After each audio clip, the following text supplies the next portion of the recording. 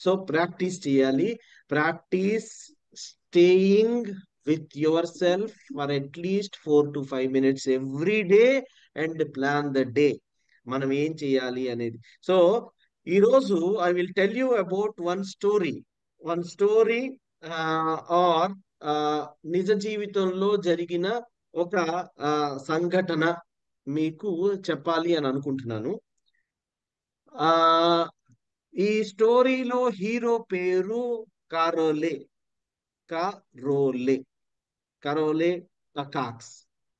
కరోలే టకాక్స్ అనే అతను. ఇతను హంగేరీలో బుడాపెస్ట్ లో జన్మించాడు. ఇతను 1910 January 21 అప్పుడు జన్మించాడు. నేను డేట్ గుర్తు లేకపోయినా ఇయర్ గుర్తు పెట్టుకోండి, 1910. ఎందుకు నేను మామూలుగా మనకి కావాల్సిన ఈ సంవత్సరం ఎందుకు చెప్పాను అనేది తర్వాత ఆలోచిద్దాం. 1910 లో అతను హంగేరీలో జన్మించాడు, కరోలే. ఇతను ఆర్మీలో జాయిన్ అవుతాడు. అండ్ ఆర్మీలో జాయిన్ అయ్యి, అంటే హంగేరీ ఆర్మీలో జాయిన్ అయ్యాడు. జాయిన్ అయ్యేటప్పుడు హీ వాజ్ ఎ సార్జెంట్, అంటే జస్ట్ సోల్జర్ టైప్స్ అన్నమాట. సో ఆర్మీలో జాయిన్ అయిన తర్వాత వాళ్ళకి వెపన్స్ ట్రైనింగ్ ఉంటుంది. వెపన్స్ ట్రైనింగ్ లో he was very good at shooting. ఏ shooting? Pistol shooting. Pistol shooting లో చాలా మంచి పేరు సంపాదిస్తున్నాడు. ఎవరండి? కరలే. సో కరోలి.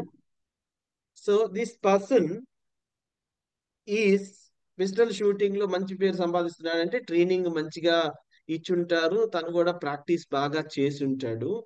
ఈ కరోలేకి మీరు మహాభారతంలోని ఏకలవ్యుడి పాత్రకి చాలా చాలా దగ్గర సంబంధాలు ఉన్నాయి. ఏకలవ్యుడు తెలుసు కదా.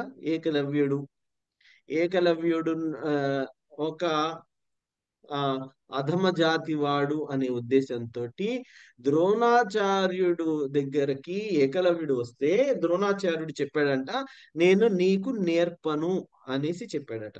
నేర్పను అని అంటే ఇతను తదేకంగా ద్రోణాచార్యుడి విగ్రహాన్ని పెట్టుకొని ఇదిగో గురువు ఉన్నట్లే భావించి అతను దీవించాడు అని భావించి ఆ ప్రాక్టీస్ చేస్తూ ఉన్నాడట.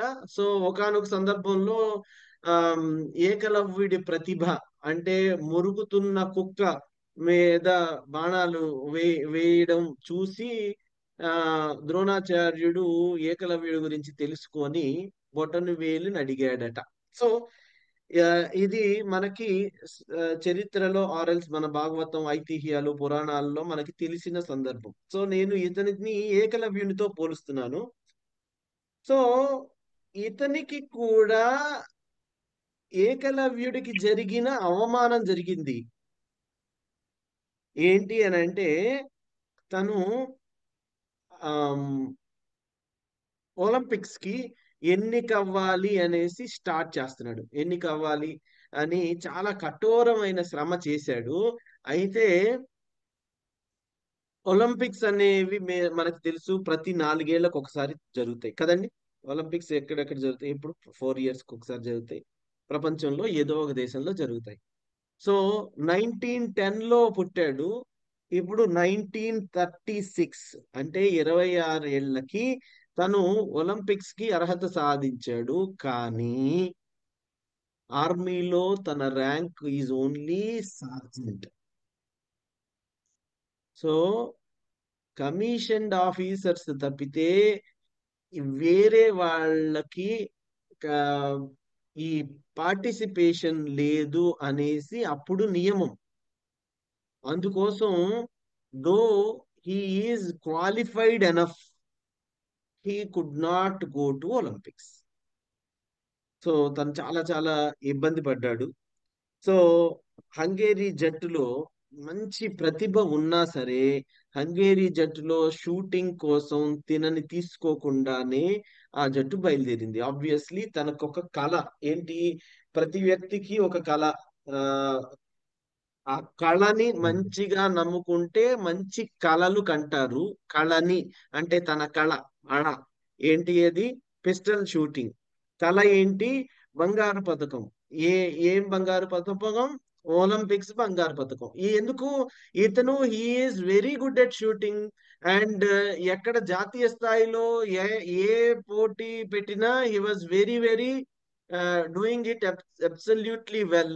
అయితే 1936లో he could not be taken into the Olympics team. అంటే తను వెళ్ళక ముందే, అంటే ఈవెన్ బిఫోర్ తన కళ నిరర్ధకమైపోయింది, సాకారం కాలేదు. He was very very unhappy. అరే నేను సార్జెంట్ గా చేరడం నా తప్ప, నాకు ప్రతిభ ఉంది కదా, నన్ను చూడట్లేదు, ఆ ప్రతిభను చూడట్లేదు కానీ మీరు నా ర్యాంక్ ని మాత్రమే చూస్తున్నారు అనేసి బాధపడ్డాడు. తను ఏవో అర్జీలు పెట్టుకున్నాడు. ఫైనల్ గా 1938, 2 ఏళ్ల తర్వాత తనకి ఒక ఆన్సర్ వచ్చింది. ఏంటి అని అంటే, కళ ఉన్న ఎవరైనా సరే కళ కనొచ్చు, ఎనీబడి ఈజ్ వెల్కమ్ అనేసి ఒలింపిక్స్ కమిటీ ఓకే చేసింది 1938 లో. కానీ 1938 లో ఒలింపిక్స్ జరగవు కదా, 1936 లో జరిగిపోయాయి. మళ్ళీ ఫార్టీ ఒలింపిక్స్ ఎప్పుడు ఉండాలి? Nineteen 1940 nineteen point. Forty so so 1940లో టోక్యోలో ఒలింపిక్స్ జరగాలి. 1940 టోక్యోలో ఒలింపిక్స్ జరగాలన్నప్పుడు హీ వాజ్ ప్రాక్టీసింగ్.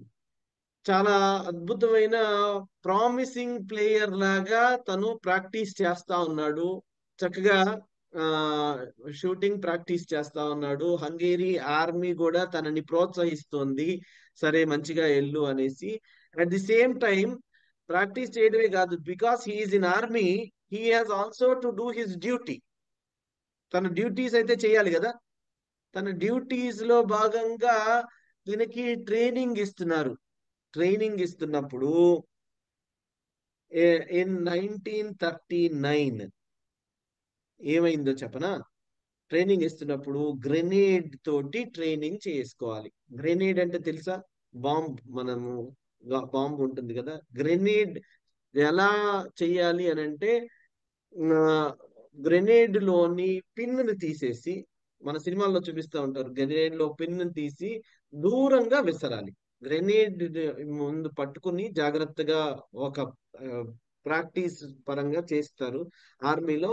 గ్రెనేడ్ లో పిన్నుని పట్టుకొని పిన్నుని తీసిన 2 క్షణాల లోపల దూరంగా విసిరేయాలి. So this is how the training is done.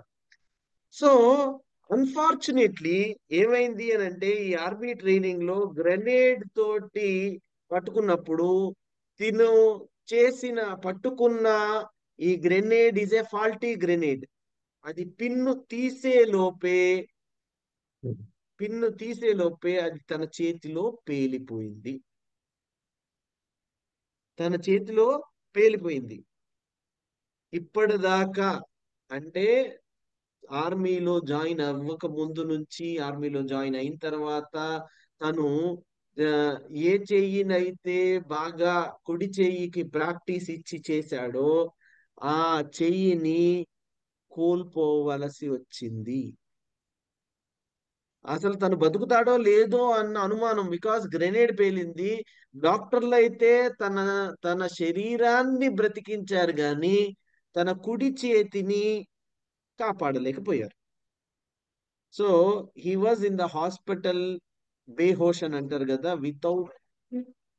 Without any consciousness. He was lying on the bed. So లేచి చూసిన తర్వాత తను కన్న కల చెదిరిపోయింది. బికాస్ చూసుకుంటే కుడి చెయ్యి లేదు. రైట్. ఇప్పుడు బాధ చెయ్యిపోయిందని శారీరకమైన బాధ ఎలాగూ ఉండనే ఉంటుంది. Just imagine his pain. ఈ బాధ శారీరకమైన దానికంటే మానసికమైన బాధ ఎక్కువైపోయింది తనకి. సో ఈ టైంలో ఎవరైనా ఏం చేస్తారు? అరే నేను ఎంత కష్టపడ్డాను, నేను ఒక కళ కన్నాను, నా కళ కళ్ళైపోయింది అంటే అబద్ధం అయిపోయింది అనేసి బాధపడతా ఉంటాం. విధి నాకు హెల్ప్ చెయ్యలేదు అనేసి మనం దేవుణ్ణి తిట్టుకుంటాము, లేకపోతే ఆర్మీని తిట్టుకుంటాము, ఆ రోజు ట్రైనింగ్ ఏంటా, నా ప్రారంధం ఏమిటా అనేసి మనల్ని మనం నిందించుకుంటూ ఉంటాము. కానీ ఇతను రియల్ హీరో, నిజమైన హీరో ఎవరు? ఈ కరాలే. సో ఏంటది? హీరోని ఏ ప్రతికూల పరిస్థితి వెనక్కి నెట్టలేదు అని తను నిరూపించాడు. తనకి మనోబలం ఉంది, గెలవాలనే కాంక్ష ఉంది, బంగారు పతకం తెచ్చుకోవాలనే కసి ఉంది, పాజిటివ్ యాటిట్యూడ్ ఉంది. ఏం చేస్తాడు? కొన్ని రోజులు అయిపోయిన తర్వాత, when he is this out of the hospital, నేను అనూహ్యంగా నేను టెక్నిక్స్ అన్ని నేర్చుకున్నాను. బెస్ట్ షూటింగ్ హ్యాండ్ గా ఈ కుడి చేతిని చేశాను. ఇప్పుడు కుడి చెయ్యి లేదు. నేనేం చేస్తాను? నాకు ఇంకో హ్యాండ్ ఉంది కదా, లెఫ్ట్ హ్యాండ్ ఉంది కదా, ఈ లెఫ్ట్ హ్యాండ్ తోటి నేను నా షూటింగ్ ప్రాక్టీస్ చేస్తా అని చెప్పి ప్రాక్టీస్ చేశాడు. He has made his second best hand using his left hand. మీరు కరోలే గురించి ఇంటర్నెట్ లో చూడండి ఇప్పుడే. సో తర్వాత ఆఫ్టర్ దిస్ క్లాస్. సో ఇతను 1939 లో ఈ యాక్సిడెంట్ జరిగిందని చెప్పాను కదా. 1939 చివరికి ఏమైంది అని అంటే, ఈ ఎడమ జబ్బ బాగా నొప్పి పెట్టేది. ఎందుకు అని అంటే, తను కుడి చేతితో చేయవలసిన పనులన్నీ ఎడమ చేతితో చేయాలి. అండ్ దీనిని బెస్ట్ హ్యాండ్ చెయ్యాలి అని అంటే గంటల గంటల ప్రాక్టీస్. ఇలానే పట్టుకుని ఉండాలి, స్ట్రైట్ గా ఇలా పట్టుకుని ఉండాలి.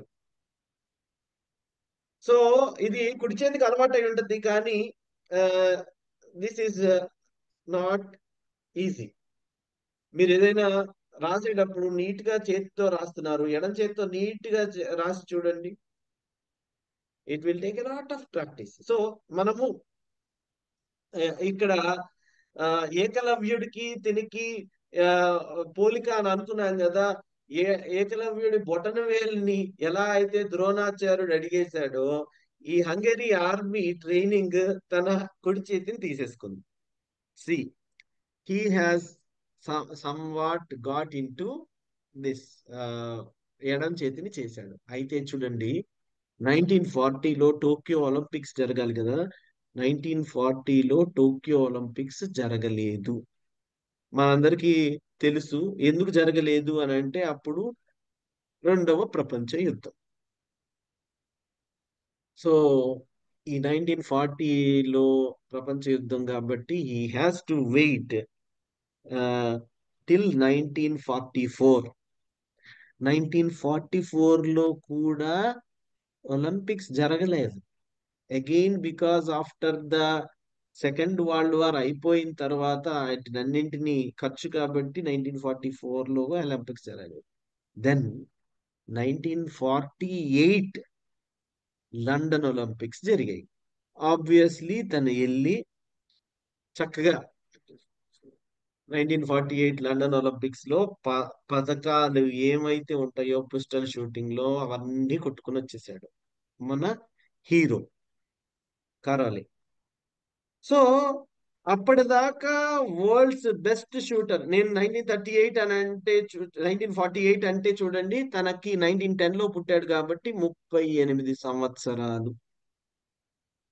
సో ఆ తర్వాత 1952లో ఒలింపిక్స్ జరిగాయి. 1952లో కూడా ఒలింపిక్స్ లో తనకి బంగారు పథకాలు. అంటే తను యాక్సిడెంట్ అయిన తరువాత లెఫ్ట్ హ్యాండ్ ని బెస్ట్ షూటింగ్ హ్యాండ్ చేసిన తరువాత తను వెళ్ళిన ప్రతి చోట, పాల్గొన్న ప్రతి పరీక్షలో he has got the best, అంటే గోల్డ్ మెడల్స్ ఓకే. వస్తూనే ఉన్నాయి. తనకి తన పేరు మీద ఇప్పటికీ 35 నేషనల్ ఛాంపియన్స్ తను చేసిన ప్రతిసారి పార్టిసిపేట్ చేశాడు అని అంటే మిగతా వాళ్ళు ఫస్ట్ కోసం చూడడం కాదు, సెకండ్ థర్డ్ ఫోర్త్ ఎప్పుడు ఉన్నాయో అలాంటి చూసుకోవాల్సి వస్తుంది. సో 1952లో అప్పటికి చాలా చాలా ఫేమస్ అయిన 1952 ఒలింపిక్స్ గురించి చెప్తాను. 1952లో ఒలింపిక్స్ అప్పుడు నేను ఎలా అయితే పాయింట్స్ సాధిస్తున్నాడో మనకంటే ఎక్కువ పాయింట్స్ సాధించాలి అనేసి కార్లెస్ వెలియాంటి అనే ఒక షూటర్ తయారయ్యాడు. సో వీళ్ళిద్దరికి ఇప్పుడు పోటా పోటీ. వేరే దేశస్థుడు, సరే మనం అక్కడి నుంచి వచ్చాడు అదంతా మనకి ఇప్పుడు అవసరం లేదు, కానీ క్రక్స్ చెప్పడానికి ట్రై చేస్తున్నాను. సో తను ఆ నువ్వు ఒలింపిక్స్ కు ఎందుకు వచ్చావు అని అంటే నిన్ను ఓడించడానికి వచ్చాను అనేసి గర్వంగా చెప్పాడనమాట. ఎవరు ఈ అపోనెంట్, ఎవరు Carlos. After seeing how he was, ఈ ఒక్క చేతితోటి ఎలా చేస్తున్నాడు, ఎంత కష్టపడుతున్నాడు చూసి తనకి కళ్ళంపట నీళ్ళు వచ్చి, it is in his record and he says, నేనేదో నిన్ను ఓడించాలని వచ్చాను కానీ జీవితంలో గెలవాలి అని అంటే నిన్ను చూసి నేను ఈ రోజు నేర్చుకున్నాను అని తనని వేనోళ్ళ పొగిడి, he has by far every time మీరే ఇక ప్రపంచంలో బెస్ట్ షూటర్ అనేసి ఒప్పుకున్నాడు. అండ్ యాక్చువల్లీ ఒప్పుకున్నాడు అని అంటే వాళ్ళకు వచ్చిన పాయింట్స్ ఎలా ఉన్నాయి అని అంటే ఆ ఒలింపిక్స్ లో కరోలేకే కార్లస్ వెలియాంటే కంటే ఒక 10 పాయింట్స్ ఎక్కువ వచ్చాయి. Why I'm saying you all of this is, hero అవ్వాలి అని అంటే మన మీద మనకి నమ్మకం ఉండాలి. ప్రతికూల పరిస్థితులు ప్రతి వాళ్ళని వెనక్కి నెట్టాలని ట్రై చేస్తాయి, కానీ హీరో ఒక్కడే ముందుకెళ్తాడు. మనం హీరో అవ్వాలి అని అంటే మనకి కావలసిన క్వాలిటీ ఏంటి అని అంటే మన మీద మనకి అపారమైన నమ్మకము. నా మీద నాకు అపారమైన నమ్మకం ఉంటే ప్రపంచం తల క్రిందులైపోయినా, వేలు పోయినా, కాలు పోయినా, చెయ్యి మొత్తం పోయినా, ఇంకా శరీరానికి ఏమైనా అయినా గెలవాలి అని ఆ విన్నింగ్ స్పిరిట్ ఉంది అని అంటే, మనోబలం ఉంటే, గెలవాలనే కాంక్ష ఉంటే, బంగారు పతకం తెచ్చుకోవాలనే కసి ఉంటే, పాజిటివ్ యాటిట్యూడ్ ఉంటే,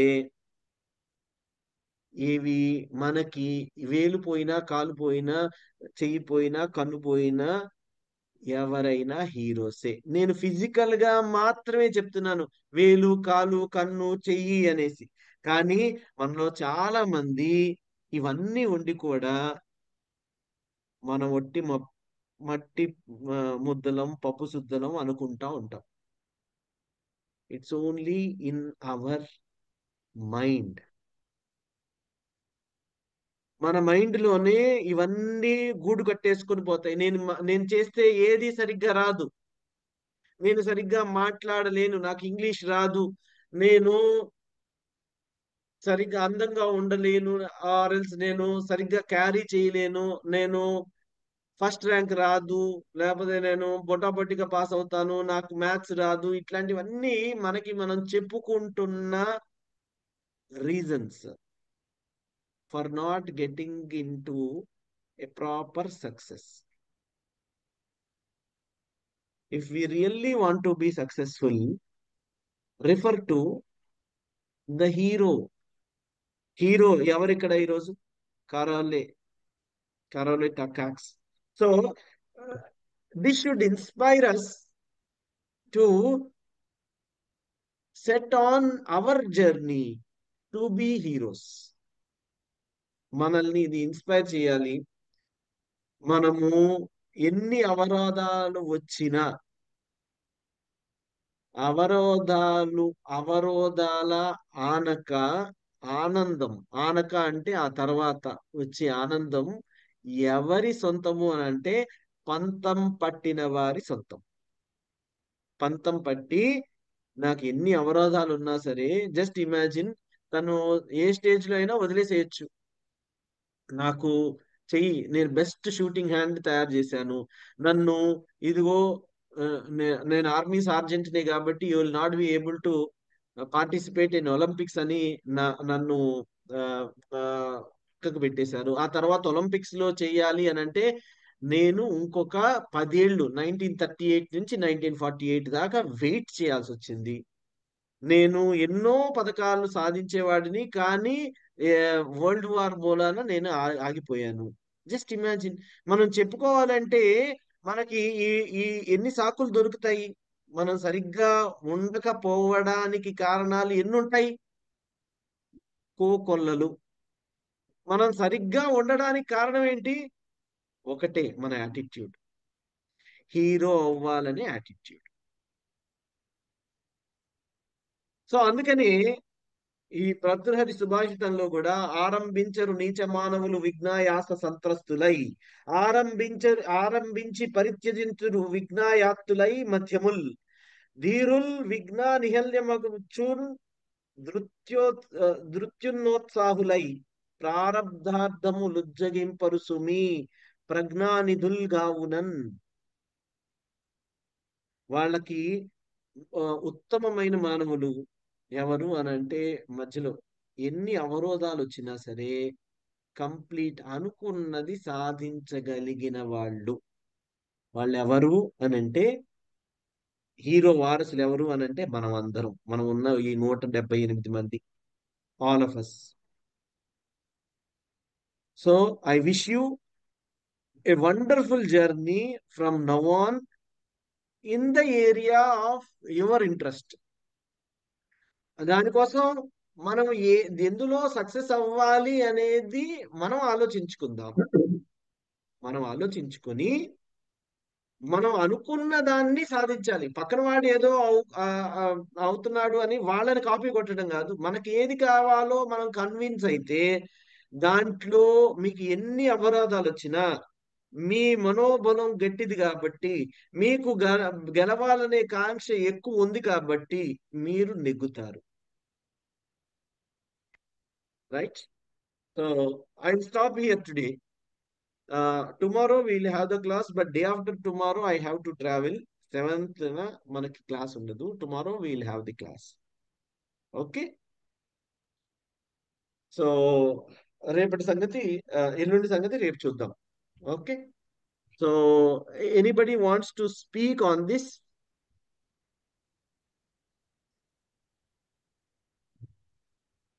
గుడ్ మార్నింగ్ సార్. ఎవరైనా ఏమైనా మాట్లాడాలా? Good morning sir.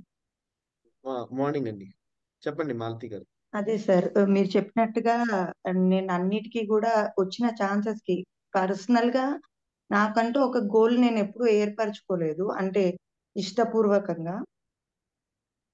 వచ్చిన ఛాన్సెస్ ని ఏదో ఒకటి కారణం చెప్తూ అవాయిడ్ చేస్తూ, అంటే తప్పించుకుంటూ వచ్చాను. డిగ్రీ చదివే టైంలో మిస్టేక్స్ ఉంటే అక్కడ మనం విన్నింగ్ కాలేము అనే ఒక్క రీజన్ తోటి డిగ్రీ చేయలేదు. తర్వాత మ్యారేజ్ ఆఫ్టర్ ఇంకా ఏమంటారు, టైలరింగ్ దాంట్లో ఒక 10 టైమ్స్ నన్ను ఎవరో ఒకరు చెప్పి జాయిన్ చేయడం. దాంట్లో ఇంగ్లీష్ రాదనే రీజన్ తో నేను పక్కకు జరిగిపోవడం. పోనీ ఇంగ్లీష్ నేర్చుకుంటూ ఉండడం, దాంట్లో కరెక్ట్ గా చెప్పేవాళ్ళు నాకు దొరకట్లేదు అని మళ్ళీ బ్రేక్ అయిపోవడం. ఏదో ఒక రీజన్ తో ముంగడికి మాత్రం వెళ్ళలేకుండా ఆగిపోతూ వచ్చాను. ఓకే. నిన్న చెప్పిన ఓకే. దాంట్లో కూడా హీరో అవ్వాలి అంటే లక్షణాలు అని అన్నారు. అందులో మనకున్న హ్యాబిట్స్ ని చూసి మన పిల్లలు సక్సెస్ అవ్వగలుగుతారా లేదా అనేది ఒక పాయింట్ చెప్పారు. నాకున్న వాటితో మాత్రం మా పిల్లలు ఉండకూడదు అనే నాకు ఉంది. ఓకే. Will change. మనకి ఇప్పుడు చాలా వరకు చిన్నప్పుడు మీరు ఏ స్కూల్లో జాయిన్ అవ్వాలి అనేది మీరు ఎంచుకున్నారా? లేదు. లేదు. ఎందుకు? మీకోసం వేరే వాళ్ళు అది ఎంచుకున్నారు. ఇప్పుడు స్కూల్లో జాయిన్ అవ్వాల్సి వస్తే మీరు ఎవరి మీదైనా డిపెండ్ అవుతారా? అంటే జస్ట్ ఇమాజిన్, మనకి ఏజ్ ఎక్కువైపోయింది కానీ నేను ఇప్పుడు స్కూల్లో జాయిన్ అవ్వాలి లేకపోతే కాలేజ్‌లో జాయిన్ అవ్వాలి అని మీరు ఎంచుకోవాల్సి వస్తే మీ చాయిస్ ఉంటుందా? ఇప్పుడు ఉండదు సార్. ఇప్పుడు ఇప్పుడు ఉంటుంది. ఏజ్ ఎక్కువైంది ఇప్పుడు కాబట్టి ఉంటుంది. ఇప్పుడు ఉంటుంది. సో మనకి మెచ్యూరిటీ వచ్చింది కాబట్టి, నాట్ అబౌట్ ఏజ్, మనకి మెచ్యూరిటీ, మనకి ఏది మంచిది ఏది చెడ్డది అని తెలిసింది కాబట్టి నేను అనేది, స్కూల్ని కాలేజీని మీరు ఇప్పుడు ఎలా చూస్ చేసుకోగలరో మీ రియాక్షన్ ని, మీ యాటిట్యూడ్ ని, మీరు ప్రతిస్పందించే తీరుని, మీరు చేసే పనులని మీరు ఇప్పుడు చూస్ చేసుకోండి. గతం గతః అయిపోయింది, అది చచ్చిపోయింది. Okay sir. మన చేతుల్లోకి జీవితం బహుశా 20-25 ఏళ్ళ వరకు రాదు. ఆడవాళ్ళకి ఇంకా ఎక్కువ బంధనాలు ఉంటాయి, అవి నాకు అర్థమవుతున్నాయి. Thank you sir. కానీ వచ్చిన మీకున్న పరిధిలో మీరు హీరో అవ్వాలి అని అనుకుంటే మిమ్మల్ని ఇక నుంచి ఎవరు ఆపలేకుండా ఉండేటువంటి యాటిట్యూడ్ ని కలిగి ఉండండి. Okay sir. అప్పుడు మీరు ఇప్పుడు అంతకుముందు ఎలా ఉన్నాము అనేది ఇంపార్టెంట్ కాదు, ఇప్పుడు ఎలా ఉండబోతున్నాము అనేది ఇంపార్టెంట్. ఎవరికి? మీకు, మీ పిల్లలకి. ఓకే. పిల్లలు ఎవరిని మోడల్ చేస్తారు? మిమ్మల్ని పేరెంట్స్. మోడల్ చేస్తారు. మా అమ్మ ఇలా ఉంటుంది అని చెప్పుకునే అంత గర్వంగా మీరు మీ పిల్లల్ని గర్వంగా మీ గురించి చెప్పుకునేలాగా మీరు ఎదగండి. మనం ఏమనుకుంటాము అని అంటే, మన ఎదుగుదల అయిపోయింది, నేను ఇక్కడ ఇంకేం చేయగలను, నేను ఎప్పుడు ఇక ఏమి చెయ్యలేను అని ఆపేసి గతాన్ని నిందిస్తూ కూర్చోవడం వల్ల లాభం లేదు. వీలైతే నేను I will tell you about the story of Kentucky fried chicken. Kentucky fried chicken సృష్టికర్త మీకు తెలుసా అండి? కేఎఫ్సి. తెలీదండి. కేఎఫ్సి సృష్టికర్త. మీది స్టోరీ విన్నాను, అది నేను నిన్న విన్నాను యూట్యూబ్ లో. Right, right. కేఎఫ్సి సృష్టికర్త. So so this person, do you know when he has started his business? 60 change age లో అన్నాను. 68 years. Do you know తను చేసిన ఈ వంటకాన్ని ఎంతమంది వద్దన్నారో తెలుసా? 1000కి పైన అని చెప్పారు. ఎస్. సో దీనికి మనం ఎప్పుడు మేల్కొంటే అప్పుడు, మనకి ఎప్పుడు మంచిది అనిపిస్తే అప్పుడు, జరిగిపోయిన దాని గురించి బాధపడుతూ ఇక నేను చాలా మందిని చూశాను. నేను ఏదేదో సినిమాలో చెప్పినట్లు బ్రహ్మానందము, ఆ, ఇది విచిత్ర సోదరులు కాదు, బ్రహ్మానందం, ఆ, ఈ నరేష్ ఉంటాడు, నేను ఇలా అవ్వడానికి నా తాత కారణం అని అంటా ఉంటాడు ఎప్పుడు. ఎందుకు చిత్రం అని అంటే బలారే విచిత్రం. మా తాతే గనక ఏమండి, విచిత్రం. బలారే విచిత్రం చిత్రం సార్. బలారే విచిత్రం. ఆ, మా తాతయ్య గనక నాకు మంచిగా ఆస్తులు సంపాదించి ఉంటేనా అనేసి అంటా ఉంటాడు. అరే అయిపోయింది, whatever what you have done now today, that matters the most.